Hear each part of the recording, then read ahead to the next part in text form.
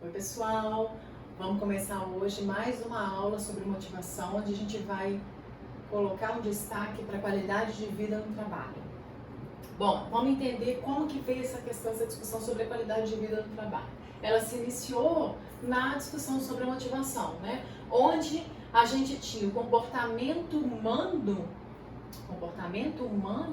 gerando ações. Então, o comportamento, como a gente viu, ele é anterior à atitude, que seriam aí as ações dos indivíduos.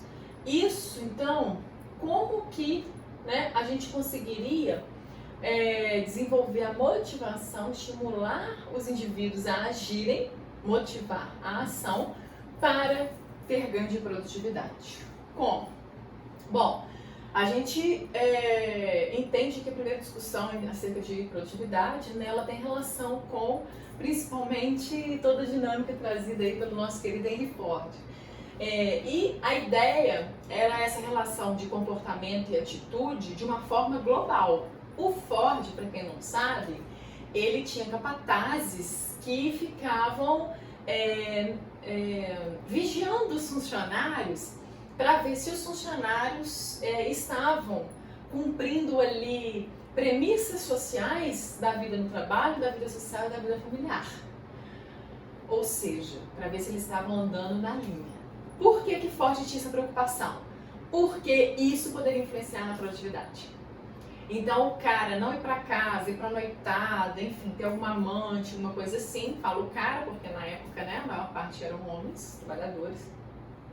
Se ele fizesse isso no dia seguinte ia trabalhar a produtividade dele, porque ele estava mais cansado, menos concentrado. Então veja só o pensamento de Ford já naquela época, tá? E assim, por um bom tempo a gente teve aí um olhar da qualidade de vida no trabalho, pensando, não da qualidade de vida no trabalho esse termo, mas um olhar do funcionário pensando apenas na empresa. Aquela coisa, seus problemas da porta para fora ficam lá. Seus problemas ficam da porta para fora, seus problemas pessoais. Da porta da empresa para dentro, você esquece isso. A gente sabe que não é assim, os indivíduos são dinâmicos, as pessoas elas não conseguem sistematicamente fazer essa separação. Então Ford já tinha essa noção. Bom, a ideia naquela época era então o máximo de objetividade, porque naquela época a gente tinha a ideia do homem como extensão da máquina, lembra? Então, máximo de objetividade, máximo de normatização, quanto mais padronizado, melhor. Vocês lembram do filme do Charlie Chaplin? Todo aquele padrãozinho, cada um fazia ali o seu e só fazia aquilo? Máximo de racionalidade, o mínimo de subjetividade. Então, assim, o que você pensa não me interessa. Eu preciso de você aqui como um homem forte e saudável para realizar as tarefas que são necessárias aqui, de mexer nessa máquina, apertar esse parafuso, fazer, entendeu? A divisão do trabalho, então quem fazia o quê, especificamente aquilo. E o homem como extensão da máquina. Max Weber, aí a gente traz essa reflexão aí em termos de economia, dizendo que o sucesso da organização burocrática em relação à tradicional é por conta da impessoalidade e da padronização. Então, quanto mais burocrática for a organização, em tese, mais impessoal, mais padronizada ela é, e aí melhor ela funciona porque ela não depende do indivíduo.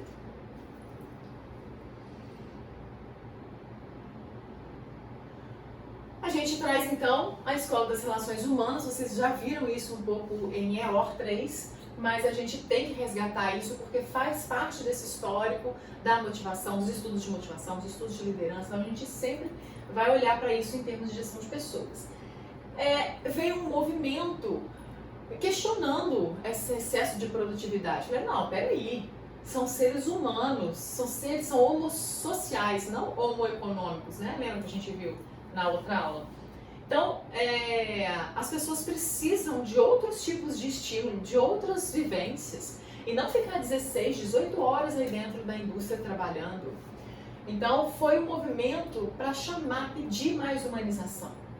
E aí a gente tem o experimento de Hawthorne como principal estudo, aí, busca, uma principal pesquisa, experimentação sobre essa questão.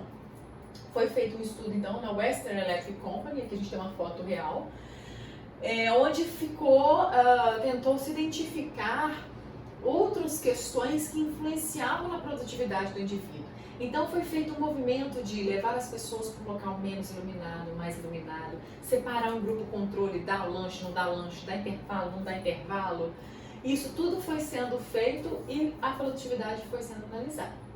No frigir dos ovos, a experiência não pôde chegar a nenhuma conclusão científica. Não foi possível isso porque não foi identificado um padrão. Se desse mais horas, produzir menos, se desse menos, enfim, não foi identificado. Mas foi um estudo que movimentou a época em relação a esse movimento de olhar mais humano. Então, ainda o foco era a produtividade, ou seja, vamos melhorar a iluminação, vamos dar intervalo, vamos dar lanche, tudo para quê? Para melhorar a produtividade, para ver se as pessoas se motivavam a produzir mais. Mas já era, né, um olhar diferente sobre os trabalhadores. Continuação dos aspectos e características alienantes. Então, continuava aquela coisa meio que dominante ali da indústria. A gente ainda tem hoje, a gente vai entrar nesse nível de discussão aqui, porque a gente não tem tempo de fazer isso. Mas alienante no seguinte sentido, né? Se mostrava aquilo como sendo o ápice, a pessoa trabalhar na indústria, com todo aquele aparato, aquele maquinário. Então, se vocês forem assistir o filme de Charlie Chaplin, vai ficar bem claro para vocês. Antigamente eu passava o filme, tá, gente? Mas depois muitas pessoas falavam, já vi, então parei de passar. Bom, em 1950, então, a gente tem esse marco da busca pela relação entre o comportamento e a organização. Então, a gente já viu esses autores aqui, que trouxeram estudos, contribuições para essa discussão, Hessler, Maslon, McGregor, McLand, e a gente vai ver, então, como que isso daí, saindo dessa ideia da motivação, esses estudos possibilitaram um avanço para a ideia da qualidade de vida no trabalho como um todo, e não apenas a motivação. Então, a QVT, ela surge como uma nova abordagem no campo da administração, também em meados aí de 50, né, próximo a 60. A expressão em si, qualidade de vida do trabalho, ela foi utilizada pela primeira vez pelo professor Louis Davis. E teve um rápido crescimento em relação a esses trabalhos de QVT, por conta desse movimento, e as pessoas viram que realmente era aquilo que estava faltando. É isso que falta dentro da organização, esse olhar humano, olhar para uma qualidade de vida no trabalho, para as pessoas quererem estar lá, quererem produzir mais. Então, isso fomentou vários estudos. Em 70, teve uma crise do petróleo e esvaziamento das pesquisas na área de qualidade de vida no trabalho, não só, né, de QVT, mas aí todo um movimento econômico, enfim. Em 80, ressurgem esses estudos por conta do sucesso econômico japonês, Toyota, né? Vocês vão lembrar, o toyotismo, acirramento da concorrência internacional, busca por produtividade e competitividade. Então, aqui também nessa transição, a gente tem a entrada das teorias de estratégia, né? As teorias de estratégia trazem muito essa discussão sobre competitividade, sustentabilidade organizacional, a produtividade. Então, isso tudo fomentou o retorno disso tudo. Atualmente, os estudos sobre a QVT, eles querem o quê? Extrapolar esses limites da organização. Então, abordam o bem-estar do trabalhador de um modo mais global. Como o que eu falei aqui, de considerar, né? Então, hoje já se considera que as suas questões familiares, as suas questões relacionais fora da empresa influenciam diretamente na sua qualidade de vida do trabalho também. Bom, então olha só, a gente faz um movimento, né? A gente entende isso hoje, só que muitas empresas ainda ficam só com as pessoas no discurso. As pessoas são o nosso grande negócio, mas o foco real está na produtividade, o investimento real é feito em tecnologia e não em pessoas. Percebe? Então, assim, agora com a pandemia, está tendo um movimento muito grande para se voltar a olhar para as pessoas. O RH está no momento estrela agora. Só que antes, o momento anterior a esse da pandemia era exatamente esse da inteligência artificial. O RH estava ali trabalhando tudo, inteligência artificial, vai trocar trabalhador por isso, vai trocar trabalhador aqui, aí vai entrar aqui tecnologia ali. Agora deu-se uma respirada nisso e a conversa é outra, né? Então a gente tem que entender que o mundo é dinâmico, existe baixa previsibilidade do comportamento humano. A instabilidade e incerteza no processo produtivo e no clima, a dissonância cognitiva. O que é dissonância cognitiva? Que, resumidamente falando, eu penso uma coisa, eu acredito em uma coisa, mas eu ajo de outra forma. Entendeu? Então isso é uma dissonância, isso me gera dissonância, porque não está de acordo com os meus preceitos. Então, assim, a mudança é uma mudança descontínua. Né? Então a gente tem aqui o padrãozinho, interrompe, ressignifica e se estabelece um novo padrão. Interrompe, ressignifica e se estabelece um novo padrão. Então tudo isso precisa ser pensado em termos atuais. Tá? Não adianta ficar só com o discurso de que as pessoas são um negócio. É necessário efetivamente que as pessoas sejam um negócio, porque sem as pessoas não há organização. E o foco na produtividade, o problema não é o foco na produtividade, o problema é o não investimento no recurso fundamental para se gerar produtividade. A produtividade é uma consequência de bons funcionários e boas capacidades, ou seja, boas competências e boas capacidades unidas. Lembra que a gente falou disso em aulas anteriores? Capacidade e competência. Não adianta você ter competência se você não tem capacidade, e não adianta você ter capacidade sem ter competência.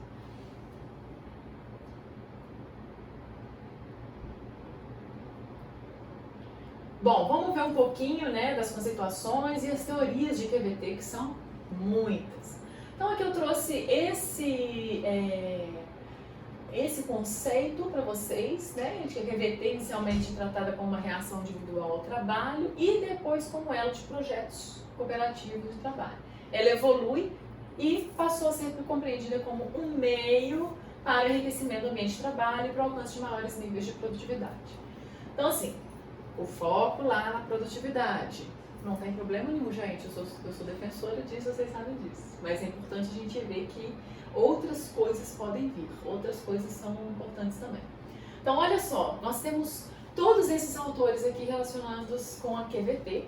Trouxe os principais para vocês. E a gente vai olhar um pouquinho para cada um desses daqui, tá? Então, a gente percebe que, só de olhar aquele quadro, eu não li com vocês a fundo, porque a gente vai passar cada um, a gente percebe que existem diferentes definições. O que há de comum? A QVT como um movimento de reação ao rigor dos métodos tayloristas e, consequentemente, como um instrumento que tem por objetivo gerar mais humanização do trabalho, aumento do bem-estar dos trabalhadores e maior participação dos mesmos nas decisões e problemas do trabalho. Então, o movimento expande as relações humanas, trazer mais humanização para o trabalho e acabar com aquela ideia do homem-máquina. Isso é o que é comum, né, em termos de estudos da QVT. Então, vamos falar um pouquinho do Walton. É do Walton? Deixa eu só ver aqui. Hackman e Oden vão ser os primeiros ali. Hackman e Oden ainda são os mais usados, ok? Para identificar a QVT dentro das organizações. O foco são as tarefas. Então, a gente vai ver que eles têm um cálculo relacionado ao potencial motivador da tarefa. As tarefas têm características objetivas, eles vão apontar, e eles definem dimensões básicas da tarefa para fazer essa análise. Essas dimensões básicas afetam diretamente o estado psicológico do indivíduo. A significância percebida pelo indivíduo, a responsabilidade percebida pelo indivíduo e o conhecimento dos resultados do trabalho. Ou seja, as dimensões da tarefa. A gente vai ver quais são essas dimensões da tarefa.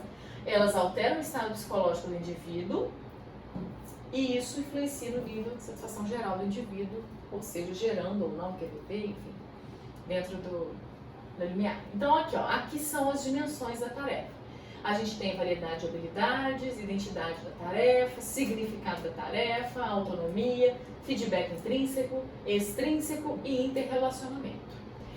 Isso tudo, então, todas essas dimensões, elas vão gerar o potencial motivador da tarefa, que é esse cálculo aqui. Então, vejam, VH, tá vendo? São esses itens. Existe um questionário, as pessoas vão preencher o questionário, e aí cada item do questionário se refere a uma dimensão da tarefa, ou mais de um item, né? É feito esse cálculo, e aí se tem o potencial motivador da tarefa.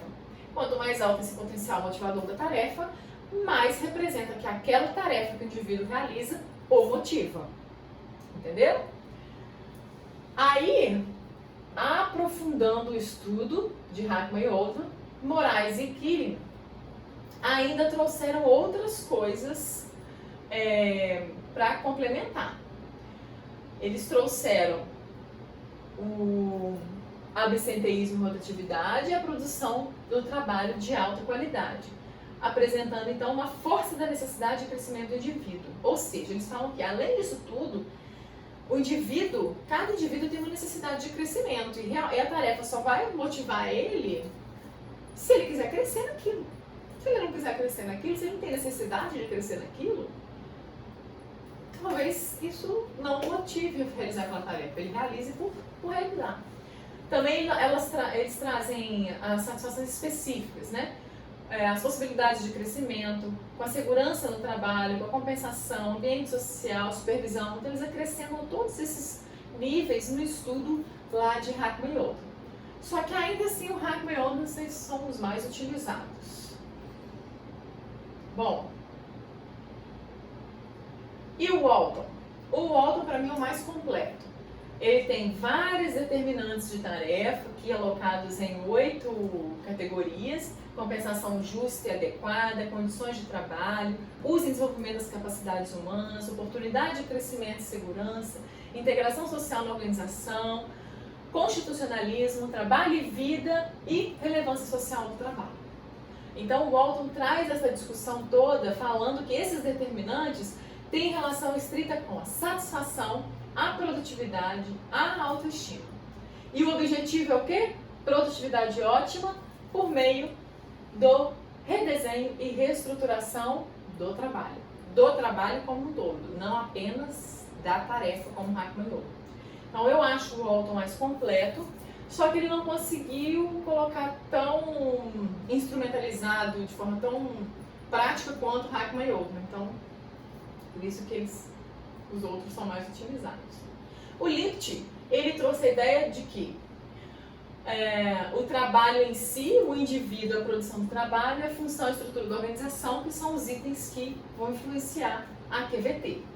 Então, o trabalho em si, os feedbacks, objetivo, claro, o indivíduo, o aprimoramento da autoimagem, a possibilidade de aprender, o clima propício à amizade, coerência entre objetivo de vida e de trabalho, alinhamento aqui dos valores, né? A produção do trabalho, colaboração intergrupos, trabalho completo, unidade, função e estrutura da organização, a comunicação adequada, sentimento de avanço, desenvolvimento organizacional, enfim. Então ele traz aqui o trabalho, o indivíduo, a produção do trabalho, o que o indivíduo produz com esse trabalho, e a estrutura organizacional, como sendo isso que influencia na QVT. O Wesley, ele traz então tipos de problemas que afetam a QVT. Ele fala, olha, o negócio é o seguinte, o que afeta a qualidade de vida no trabalho são alguns tipos de problema, não são esses outros itens de tarefa, enfim, tem que colocar. Então, olha só, o que eu estou sugerindo, né, ele falando, não eu, é que a problemática de injustiça, ela pode afetar a qualidade de vida no trabalho. Quem que é o agente que resolve? Em tese, são os sindicatos. A problemática de segurança, insegurança, quem em tese resolve? Partido político, o que aconteceu, né? As consequências. Alienação, foram os agentes de mudança mesmo, que é a questão que veio das relações humanas. Anomia, equipes de alta performance. Então, isso tudo, né? Grupos de trabalho fundamentado na abordagem sociotécnica, então tem essa inexistência, né? Essa desconsideração de significância da pessoa. Então, ele acredita que são problemáticas que vão afetar a QVT. É uma análise mais macro, ao meu ver, né? O foco das práticas de QVT esqueci de ver quem que é esse pessoal. Pro Terrio, é a remuneração. Então, para ele, a QVT, ela vai ser influenciada conforme a política, o programa de remuneração, envolvendo aí 5 tipos de transação. A transação econômica, em termos de remuneração, a transação psicológica, em termos de remuneração, a sociológica, em termos de remuneração, a política e a ética. Então, a econômica, efetivamente, o valor financeiro, a psicológica, a minha percepção, sociológica, como que a sociedade percebe isso, né? Política, os termos de acordos, e a ética, se efetivamente é algo que, em termos de Sociedade perpassa o princípio ético, né? O Denis ou Davis? Gente, não chama. Denis. Para ele, a QVT, ao invés de remuneração como permeou lá, é o ambiente, constituído por 3 dimensões básicas: a social, psicológica e física, ou seja, o ambiente social, o ambiente psicológico e o ambiente físico, físico mesmo, e as vibrações. Dimensão de destaque é a vibração, né? É o físico, dependendo da percepção do indivíduo, afeta as demais dimensões. Então, assim, isso foi feito lá naquela experiência de Hawthorne. Por exemplo, está muito quente uma sala, está muito fria, a luz está muito forte, a luz está piscando. Já falou daquela luz que está piscando? Ninguém consegue concentrar, a pessoa fica até com dor de cabeça. Então, para ele, essas questões externas ao indivíduo é que vão afetar a QVT. Nadler e Loyer vão trazer que as características da abordagem são então, a maneira de pensar as pessoas, o trabalho e a organização. E os principais elementos são efeitos do trabalho sobre o indivíduo, o trabalho que eu realiza qual é o efeito sobre mim. Efeitos do trabalho sobre eficácia organizacional, o trabalho que eu realizo está em qual grau de importância para o resultado da empresa. A produtividade, né, o quanto eu consigo realizar, participação ativa dos empregados no processo de decisão. Então, isso para eles são itens fundamentais para a QVT. Então, as atividades que representam a QVT é a participação dos funcionários na tomada de decisão, a reestruturação do trabalho, o meio de enriquecer os cargos, criar grupos autônomos, melhorar o ambiente do trabalho, horários flexíveis, regras, né? Inovar no sistema de recompensa visando que é um ambiente motivador. Então, assim, muitas das coisas que a gente vê que acontecem hoje foram aí trazidas por esses estudos. Vejam vocês, trabalho flexível, né? O que a gente está aqui realizando hoje com a pandemia. Davis e Weber, então, trouxeram a reestruturação de cargos, assim como, não de cargos em si, né? Hackman e Older foram tarefas, mas há uma conversa. Com base em que, então, essa reestruturação de cargos? Elementos organizacionais, propósito, objetivo, elementos ambientais, sociais, culturais, históricos, e elementos comportamentais, aí olhando para a pessoa, a necessidade do indivíduo, a satisfação dele, a motivação dele, né, as competências, enfim. Também conversa um pouco com Nadler e Loyer essa questão de rever o cargo. E Ruse e Cummins, os mais recentes, olham para a QVT com perspectiva de pessoas, trabalho e organização, assim como o anterior. A preocupação, então, é o quê? O bem-estar do trabalhador, a eficiência, a participação das decisões e a participação dos problemas. Muito similar ao Nadler e Loyer antes. Relaciona a QVT com a produtividade, em termos de aperfeiçoamento da comunicação, fundamental para eles. O grande destaque do Ruse e Cummins é essa questão do aperfeiçoamento da comunicação, a motivação e as competências. Então, a gente tem aqui o QVT, ó, trazendo o quê? Uma maior coordenação pode gerar uma maior motivação, uma maior capacidade, e aí a gente tem uma maior produtividade. Então, quanto mais capacidade você tem, quanto mais motivados os seus funcionários estiverem, e quanto melhor, né, acho que melhor coordenados, orientados, em tese para eles, maior será a produtividade. Bom, então, gente, vou voltar aqui só para a gente ver. Então, comparativamente, ó, a gente tem o Walton, aqui a gente está vendo por data, cronologicamente falando.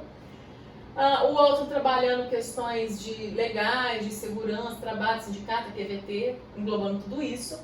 O Wesley, melhorias e solucionar problemas do mundo industrial. Hackman e Older, aprimoramento do cargo, bem claro. Nadler e Loyer, melhorar o ambiente. Davis e Nystrom. Esse daqui eu não botei aberto ali. Não tem problema, tem um resuminho aqui então. Eu botei o Weber e Davis. Favorável e desfavorável do ambiente também. Weber e Davis, reestruturação de cargos. Ruse e Cummins, participação ativa. E Limões de França, que eu não coloquei aqui na bolinha porque não tem não precisa da gente aprofundar nessa questão aqui, porque ela traz um conjunto, Limões de França não, Limões de França é uma pessoa, tá? É Ana, é uma mulher. Conjunto de ações que visam a implementação de inovações, tanto gerenciais quanto tecnológicas no ambiente de trabalho, por meio de uma visão biopsicossocial. Então, assim, não é muito usado, é uma abordagem que meio que abarca todas as outras, né? Olhando de forma holística para o indivíduo. Tem alguma coisa aqui. Bom, gente, então foi isso com relação a QVT. Passamos assim, bem en passant.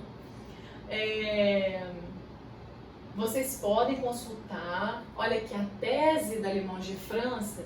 Por que é importante vocês pegarem trabalhos grandes como tese e dissertação? Porque eles fazem um apanhado histórico de tudo. Então, quem se interessa por QVT, é importante ler esse tipo de trabalho porque vai ter muita robustez teórica. Aí vai entender desde o início até onde chegou, né? E apresentar o resultado, igual aqui são indicadores empresariais que ela trouxe para essa discussão.